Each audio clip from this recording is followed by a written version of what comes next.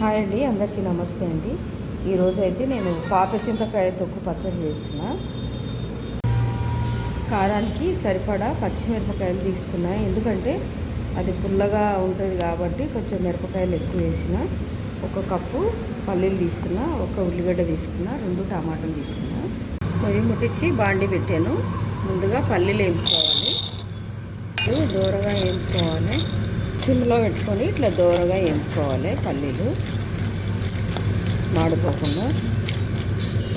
పల్లీలు వేగినాయి, పల్లీలు తీసిన. ఒక పావు నూనె వేస్తున్నా. పచ్చిమిరపకాయలు 2 ముక్కలుగా ఇప్పుడు ఒక 5-6 ఎల్లుల్లిపాయలు, 1 స్పూన్ జీలకర్ర వేస్తున్నా.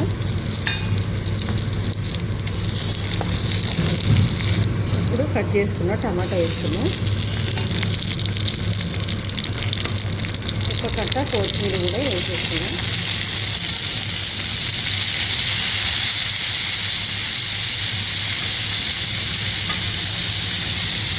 అన్నీ నూనెలో మగ్గిన తర్వాత ఇది కూడా కొంచెం మగ్గించుకోవాలి. ఇది ముందుగా వేపుకున్న పల్లీలు మిక్సీ పట్టుకోవాలి. ఇప్పుడు ఇవన్నీ వేపుకున్నాం కదా, చింతకాయ తొక్కు, మిరపకాయలు అన్నీ వేగినాయి. మంచిగా వేగిన తర్వాత ఇవి కూడా మనం మిక్సీలో వేసుకొని మిక్సీ పట్టుకోవాలి.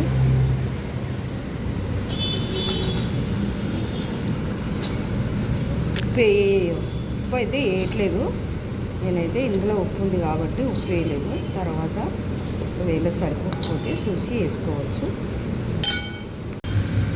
కొంచెం వేడి నీళ్ళు వేసుకోవాలి, ఎందుకంటే ఇది సుట్టుకపోతుంది, తొందరగా మెదగదు కాబట్టి.